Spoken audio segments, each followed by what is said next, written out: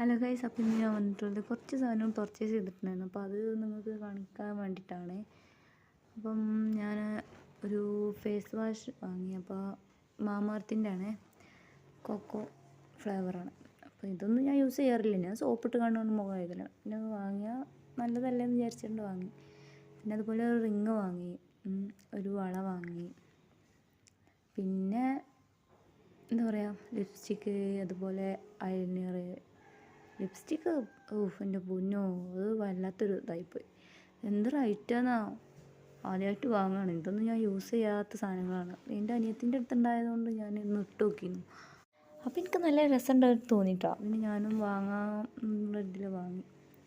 അപ്പം ഡാസ്ലറിൻ്റെ ഐലൈനർ കേട്ടോ ഞാൻ യൂസ് ചെയ്യാറ്. ലിപ്സ്റ്റിക്കിൻ്റെ ഷെയ്ഡ് ഞാൻ കാണിച്ചു തരാം. എനിക്കിഷ്ടപ്പെട്ടു കേട്ടോ. നിങ്ങൾക്ക് ഇഷ്ടപ്പെട്ടാൽ കമൻറ്റ് ചെയ്യണേ. അപ്പോൾ അത്രയേ ഉള്ളൂ.